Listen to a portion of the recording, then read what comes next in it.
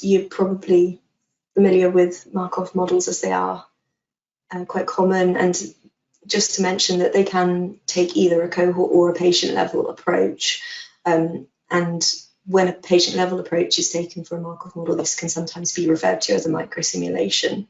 So Markov models use health states to represent all possible mutually exclusive and exhaustive disease health states. Each health state is associated with a distinct cost and health outcome, for example, utility. The time is considered in discrete time periods called cycles, and the movements from one health state to another are represented as transition probabilities, which occur at the start or the end of each cycle. So if we look at the example on the right-hand side, this is an example of a simple three-state Markov model. In this example, we have the blue circles representing the health states, and the three that we have here are progression-free, progressed disease, and dead. And this is a very common Markov model used in modeling of oncology, cancer treatments, where patients can be categorized into these health states. And the arrows on the diagram represent where the patient movement can happen from one health state to another, and the probability of the movement will be based on the transition probabilities. You can also see that some of the arrows go around into themselves, and this represents the probability of the patients remaining within that health state in that cycle.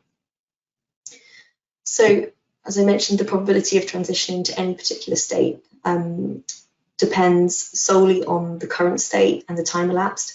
It doesn't depend on the sequence of events that preceded it. And this property is often referred to as the memoryless property, or the Markovian assumption, which is a very important underlying assumption of Markov models. They do typically use a cohort approach where the costs and health outcomes are aggregated over the model time horizon to provide a summary of the cohort experience, and then the outcomes of this are compared to those of another cohort where you're receiving a different intervention to make that comparison.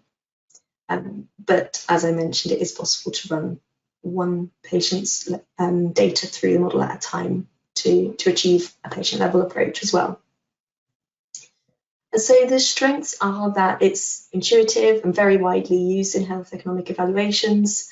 It's simple to estimate the costs and health benefits on a per cycle basis. So for example, if you have a monthly cycle, you would need to source the costs and utilities, and these can be applied on a monthly basis throughout your model.